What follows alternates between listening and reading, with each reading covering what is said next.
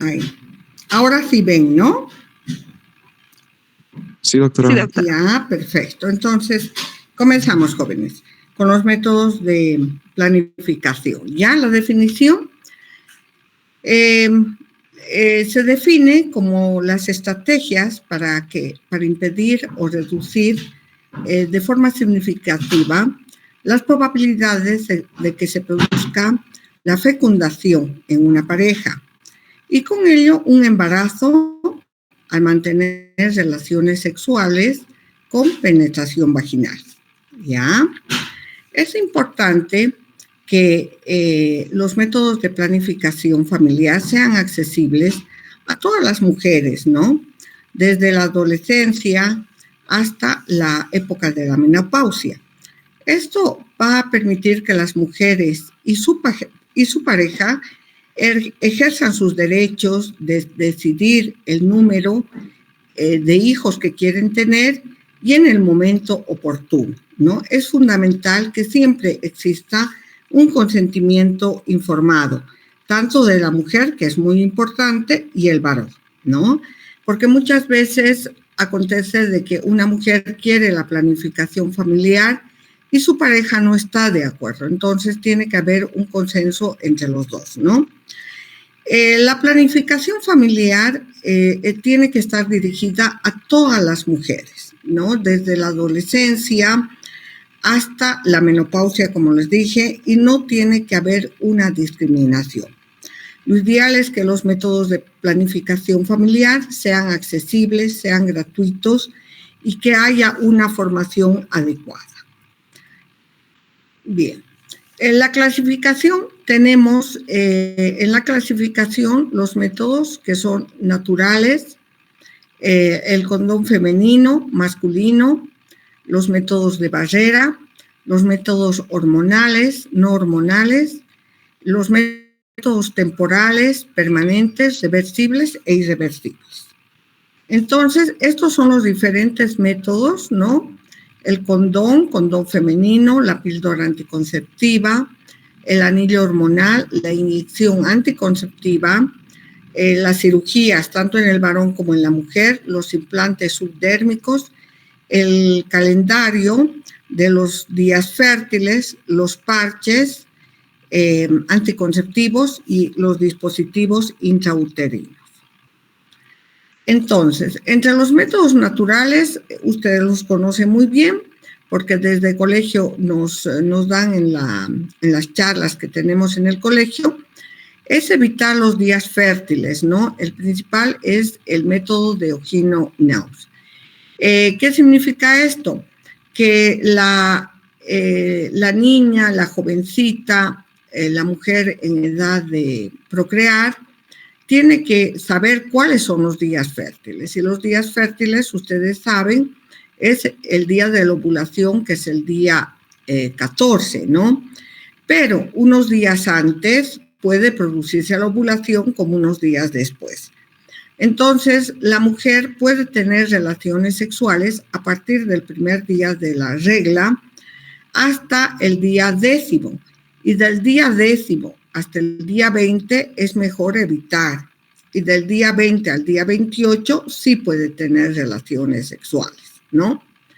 De esa manera va a ser poco probable que se embarace. La ovulación tiene lugar a la mitad del ciclo menstrual aproximadamente, aunque no en todas las mujeres es exacto, sobre todo en aquellas que presentan un ciclo menstrual irregular. Por tanto, es necesario que la mujer lleve un estricto control de sus menstruaciones y de la ovulación. Ahora en los dispositivos, o sea, en nuestros celulares, existen, ¿no? Unos programas que nos indican cuándo estamos ovulando y cuándo podemos tener relaciones sexuales y qué días no.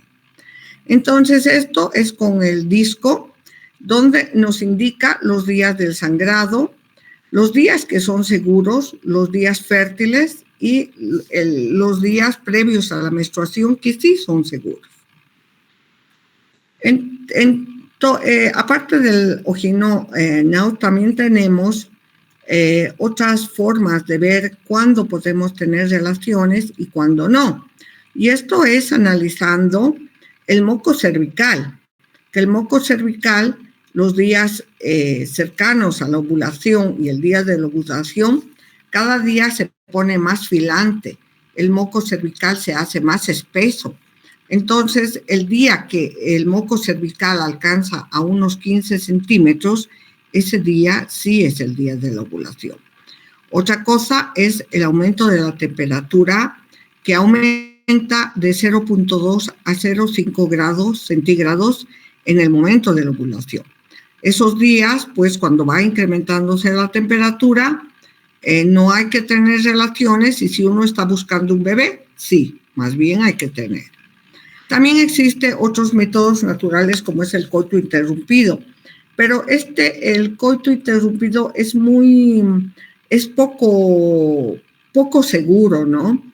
Porque generalmente el hombre eyacula fuera de la vagina de la mujer, pero antes en el juego de la relación sexual puede ser que en las secreciones del varón existe espermatozoides. Entonces no es un método seguro, ¿no?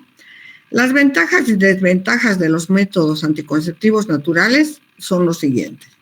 La ventaja: no hay efectos secundarios, el costo no tiene costo y puede usarse durante el embarazo y también durante la lactancia.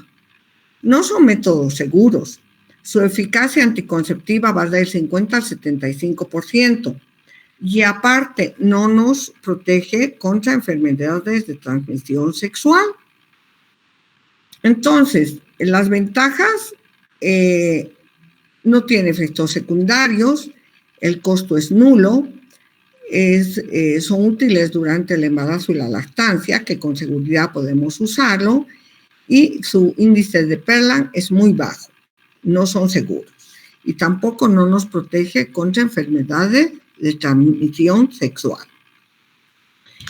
Otros métodos son los métodos de barrera: el preservativo masculino, el preservativo femenino, el diafragma y las esponjas vaginales.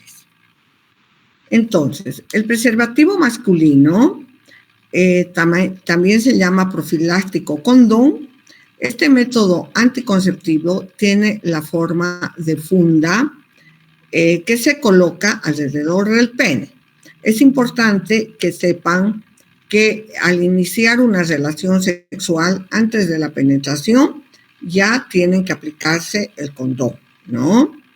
Generalmente el preservativo está hecho de látex y viene lubricado con espermicida. Al colocarse alrededor del pene, el semen se queda atrapado en el interior después de la eyaculación.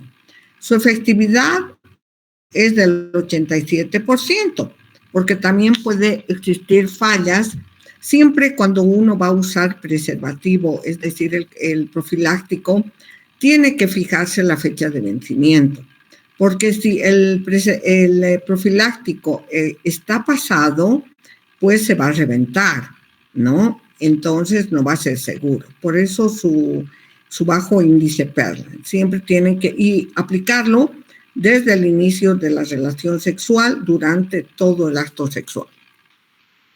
El preservativo femenino es similar al condón masculino, pero tiene dos anillos. Un anillo rígido, ancho, para evitar que resbale por el orificio vaginal, la secreción seminal, y un anillo más pequeño que va aplicado hacia el cérvix de la mujer. Es algo incómoda. La aplicación tiene que conocer la dama muy bien su anatomía, tiene que tener una charla con su ginecólogo para que le aplique, con su ginecóloga, para que le explique cómo tiene que aplicarse, porque es un poquito complicado. Por eso es que no es muy utilizado, ¿no? Luego tenemos el diafragma, que es un capuchón de goma que se coloca en la vagina y obstruye el orificio de cuello uterino evitando así el paso de los espermatozoides. Su efectividad es mucho mayor, es del 95%. La esponja vaginal es una espuma de poliuretano que se coloca en la entrada del cérvix y que absorbe el semen y libera espermicida. Su efectividad va del 70 al 90%, pero puede producir irritación vaginal y produce alergia. Las ventajas de los métodos de barrera. Las principales ventajas de estos anticonceptivos, a excepción del DIU, son las siguientes. Solo es necesario utilizarlos durante la relación sexual, no requiere control médico, no presenta efectos secundarios y pueden ser utilizados en periodo de embarazo y lactancia. No tiene contraindicaciones, excepto el condón femenino, que requiere un entrenamiento de la paciente. Es un poco complicado la aplicación. Entonces, las ventajas: solo se puede usar en la relación sexual, no necesita un control estricto médico y no tiene efectos secundarios. Ahora, los dispositivos intrauterinos, también conocidos como té de cobre, ¿no? Pero existen diferentes, ¿no? Tenemos, como el otro día hablaba con mis alumnas, hay unos dispositivos que tienen hilos de plata, otros como el Multiloa, que tiene la forma de herradura, ¿no? Y por lo general estos tienen en su contenido, tienen cobre, o también pueden tener levonorgestrel como una hormona que va a evitar la ovulación. ¿Ya? El ginecólogo coloca el DIU en el interior del útero, dentro del útero, tiene una efectividad del 95% y es de carácter permanente. Hay dispositivos, de acuerdo a la dosis, tanto del cobre como de la hormona, del levonorgestrel, que puede usarse durante 5 años a 8 años. El DIU de cobre es mucho más económico que el DIU hormonal. Las principales ventajas de este anticonceptivo, ¿no?, son las siguientes. Bueno, perdón, eso no va. Los anticonceptivos hormonales. Estos son los métodos anticonceptivos más utilizados en la mujer, que son las píldoras. Se componen de hormonas sexuales femeninas, es decir, de estrógenos y progesterona. Normalmente, estos pueden ser monofásicos, que significa que tienen la misma cantidad hormonal en todas las tabletas, o pueden ser bifásicos cuando la dosis hormonal va variando.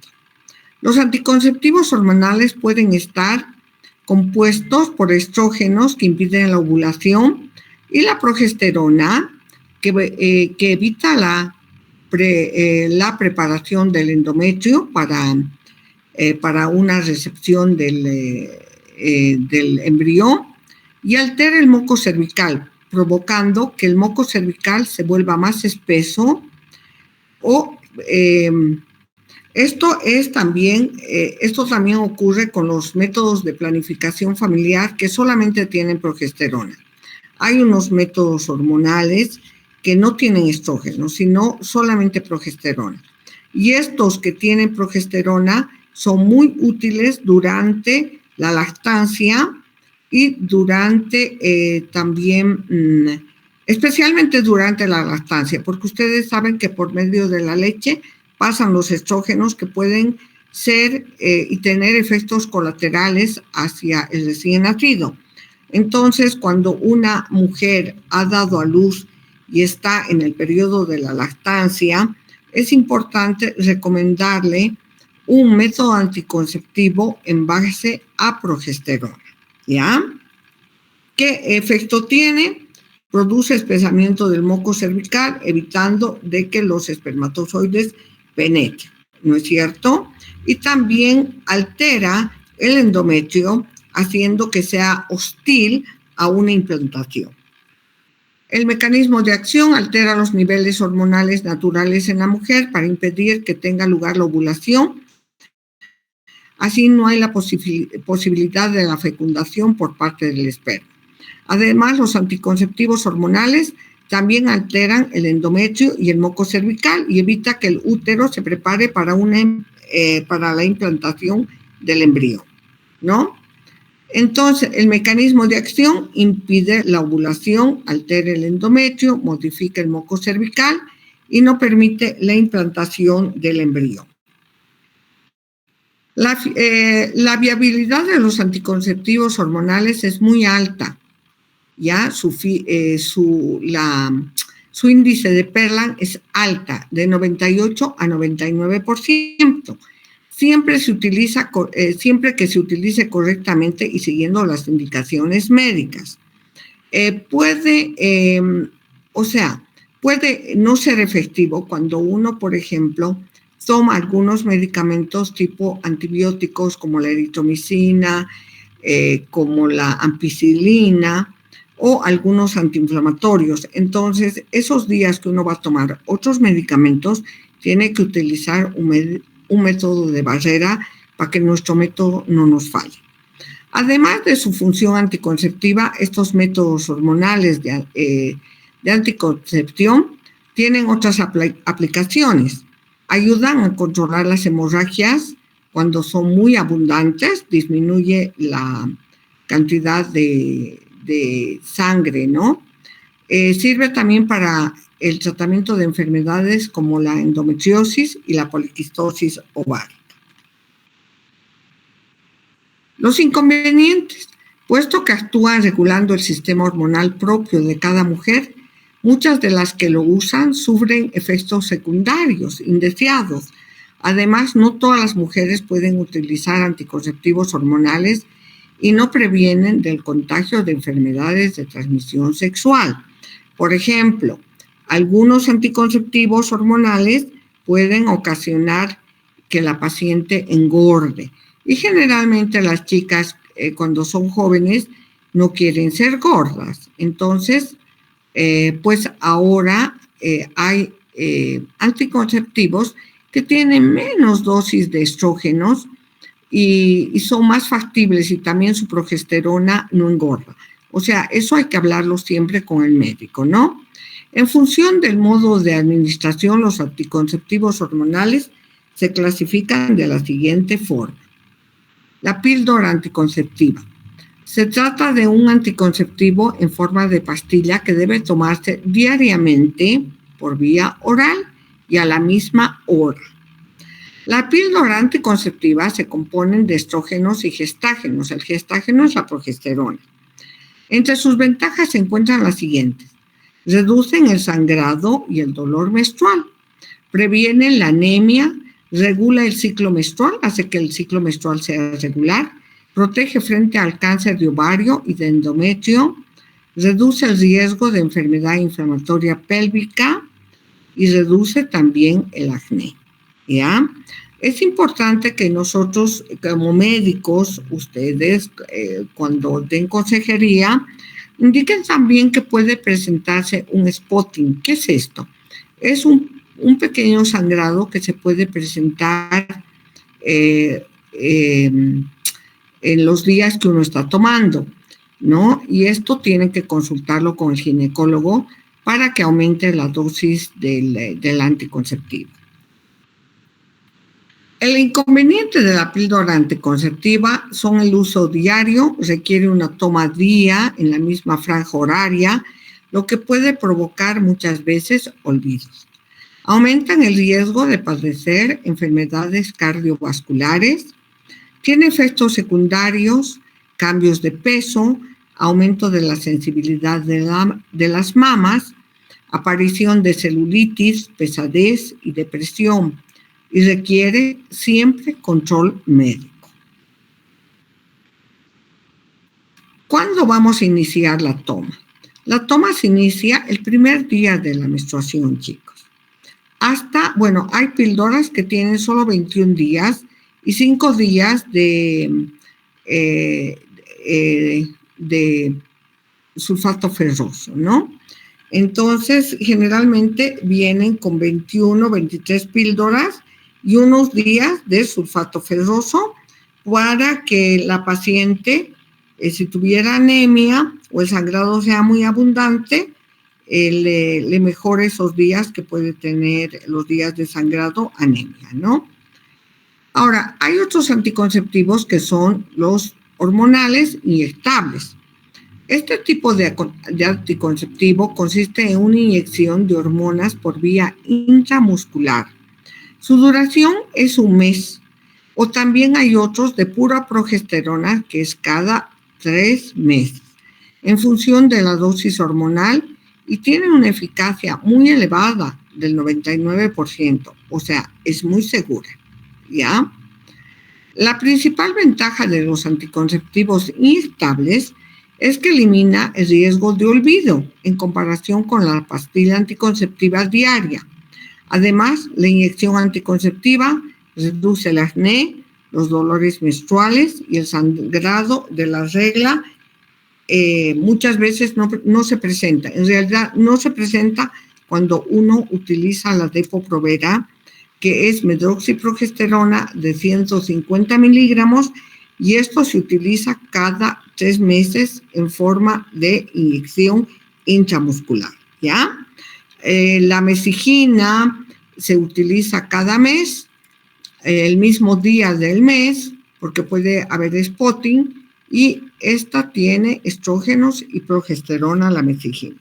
En cambio, la Depo-Provera solamente tiene medroxiprogesterona, que es progesterona, solo.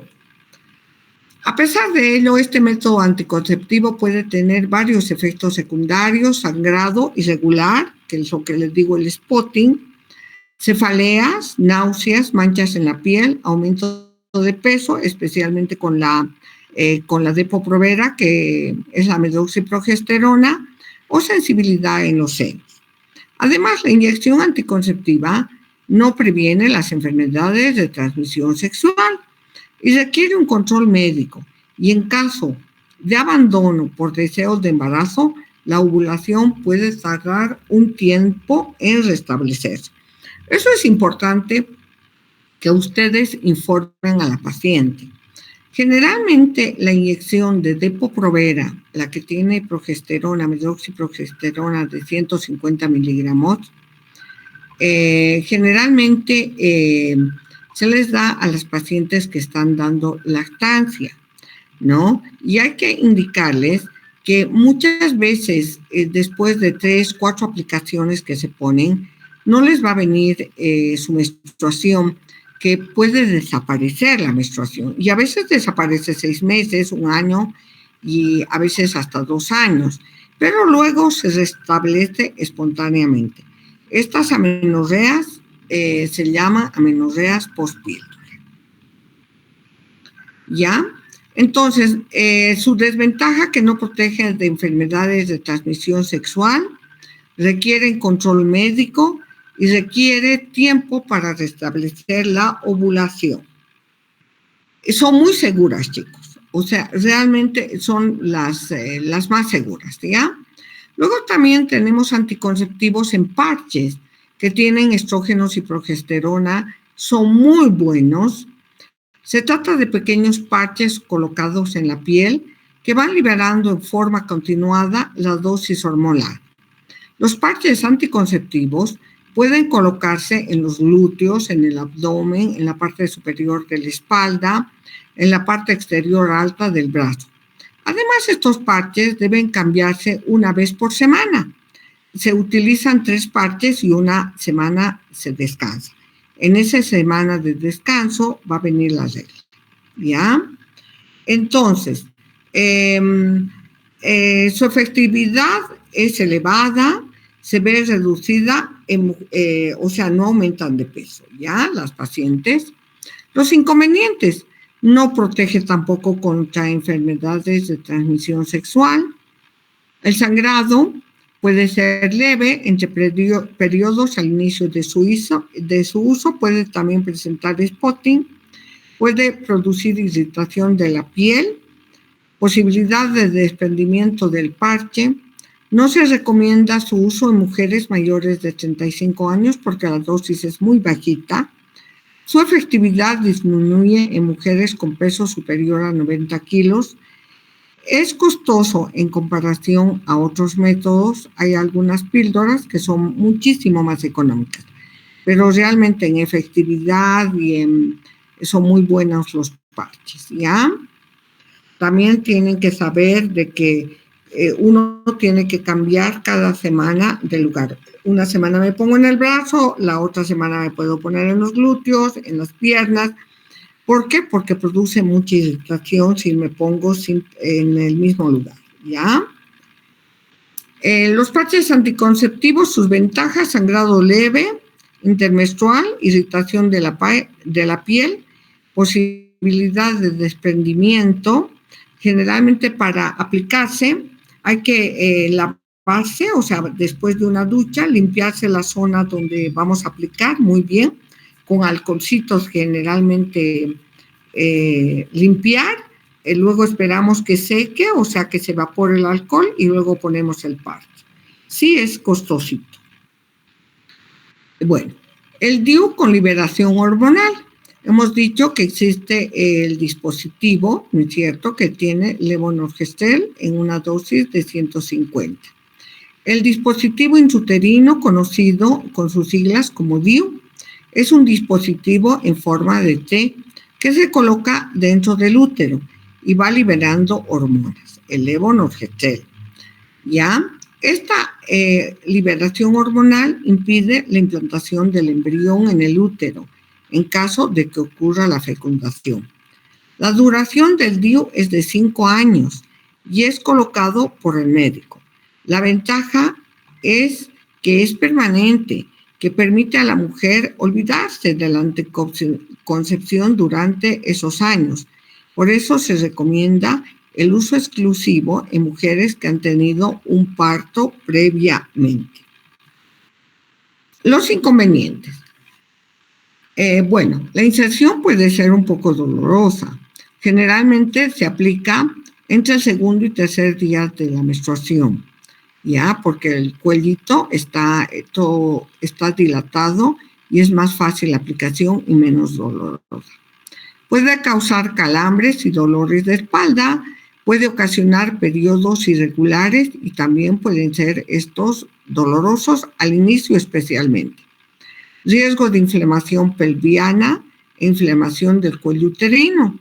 Riesgo de embarazo ectópico. Puede ser expulsado espontáneamente por el cuerpo. Tiene un costo muy elevado y no previene del contagio de enfermedades de transmisión sexual. Bueno, entonces la colocación es dolorosa, los periodos suelen ser irregulares, es decir, presenta spotting, riesgo de inflamación del cervix y de las trompas, riesgo de embarazo ectópico. Siempre cuando uno tiene un dispositivo intrauterino, tiene que cada 6 meses concurrir al ginecólogo para que le haga un control. Existe otra versión de DIU que libera iones para inhibir la motilidad espermática en lugar de liberar hormonas. Produce inflamación del endometrio y también, o sea, esta es la forma en la que actúa, liberando iones y también produce inflamación del endometrio, cosa que el endometrio no es apto para la nidación del embrión. Los implantes anticonceptivos.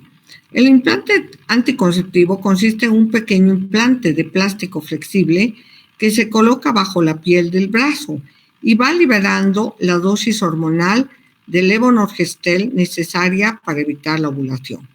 Su principal ventaja es que puede durar 4 a 5 años, por tanto es un anticonceptivo permanente con alta eficacia anticonceptiva. El implante anticonceptivo es un pequeño dispositivo que se coloca bajo el brazo y va liberando las hormonas y evita la ovulación. Es necesario hacer una pequeña cirugía de baja complejidad para la colocación por parte del médico. A continuación, su duración dura 3 a 5 años en función a la dosis hormonal del implante. Las ventajas: reduce la menstruación, disminuye los dolores menstruales, regula el ritmo menstrual. Las desventajas: requiere una cirugía menor, puede dejar una pequeña cicatriz y puede existir efectos colaterales como el spotting, el sangrado. Pero cuando está colocado el implante, normalmente la paciente no menstrua, especialmente los 2 primeros años. Los anillos vaginales. Este anticonceptivo consiste en un aro flexible colocado en el cuello uterino que va liberando hormonas. El anillo vaginal se mantiene en la vagina durante 3 semanas y luego se quita para que menstrue la paciente. En la 4ª semana la mujer tendrá el periodo y a la semana siguiente se pone un nuevo anillo. Sin embargo, no hay que acudir al médico para el cambio, sino que la propia mujer es la que hace el reemplazo. O sea, uno tiene que aprender a colocarse, ¿no? Su actuación es similar a la pastilla anticonceptiva, con la ventaja añadida de que no debe ser tomado diariamente, sino simplemente se debe extraer cada 3 semanas y colocar un nuevo tras la semana de menstruación. Muy bien. Entonces, ¿cuándo retirar el anillo anticonceptivo? Aquí, los días marcados con celeste son los días que va a persistir, las 3 semanas que va a persistir el anillo en el cérvix, ¿no? Y los días de la regla es cuando vamos a retirar el anillo. Y entonces la paciente va a tener la menstruación, ¿no? Posteriormente, nuevamente, la paciente tiene que aplicarse. Es fácil de aplicarse. Ahora, los métodos anticonceptivos definitivos. Se trata de una anticoncepción permanente de gran eficacia que requiere una intervención quirúrgica, aunque en un principio estas operaciones eran irreversibles, es decir, que la paciente nunca más se embarazaba. Actualmente existe la posibilidad de ser reversibles, o sea, de revertirlas. No obstante, la eficacia de las cirugías de reversión no son muy efectivas. No nos va a asegurar la capacidad de fecundación que va a tener la paciente. Tenemos la vasectomía para el varón. Los conductos seminales se cortan para impedir la salida de espermatozoides de los testículos, por lo que el eyaculado no va a presentar espermatozoides. En la mujer, la salpingectomía o ligadura de las trompas, que es la obstrucción o corte de las trompas de falopio en la mujer que impide el paso de los óvulos, por lo que nunca se encontrarán con los espermatozoides. Ojo, cuando generalmente hay algunos casos en que se han embarazado. Y esto ha ocurrido en mi hospital, ¿no? Ha habido 3 pacientes que después de la salpingectomía han aparecido embarazadas. Entonces, no es 100% tan efectiva, ¿ya? Para que sea efectiva, tiene que haber un corte de las trompas, es decir, una sección de las trompas y también cauterizarlas. Entonces, va a ser 100% efectiva. Métodos anticonceptivos de emergencia.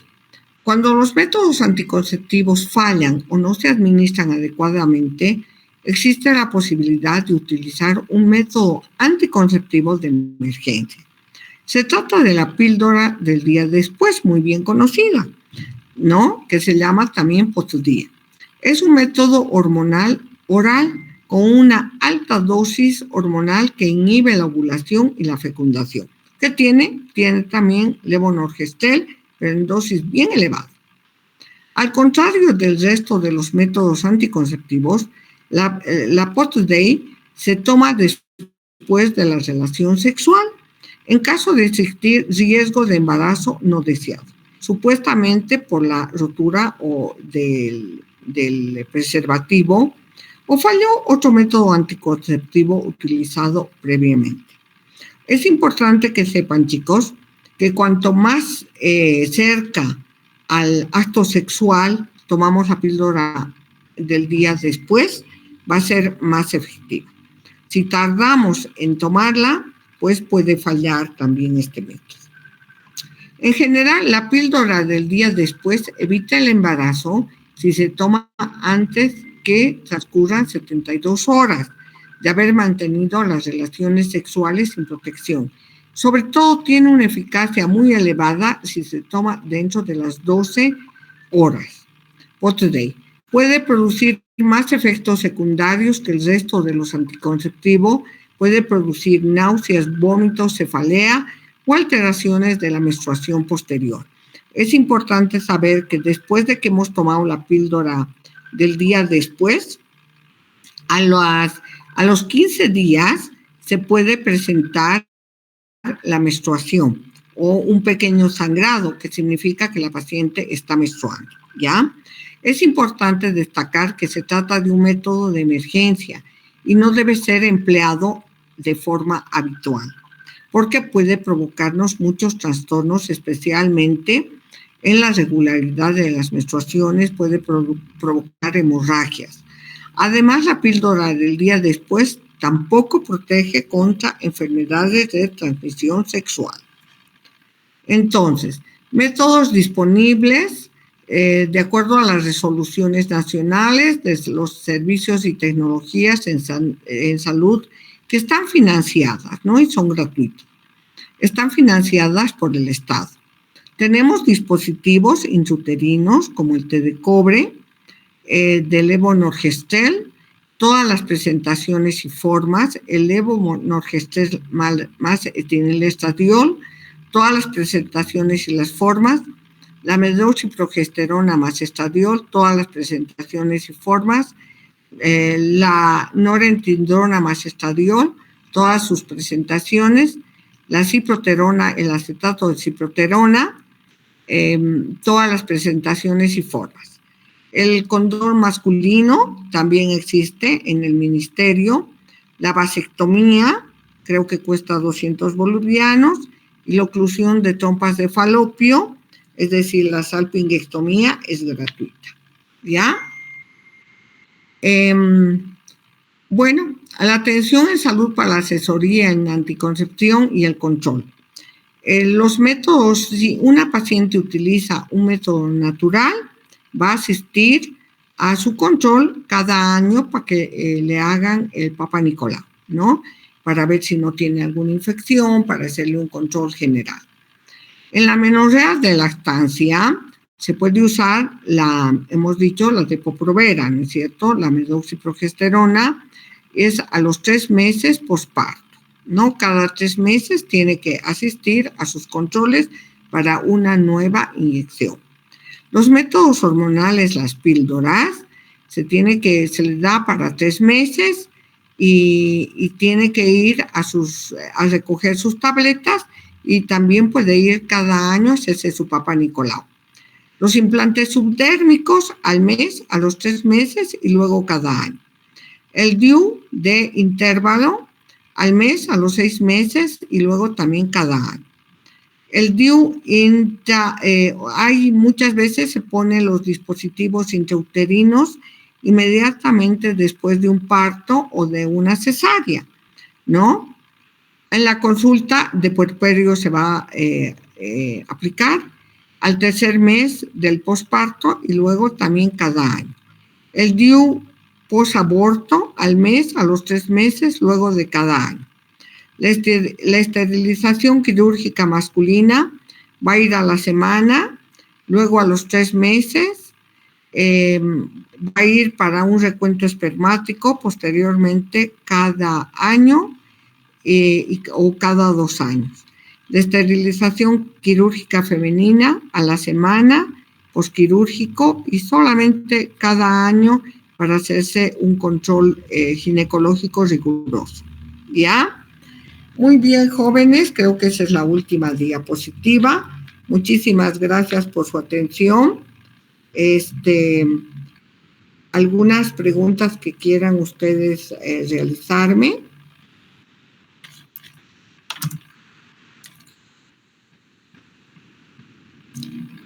Estoy doctora,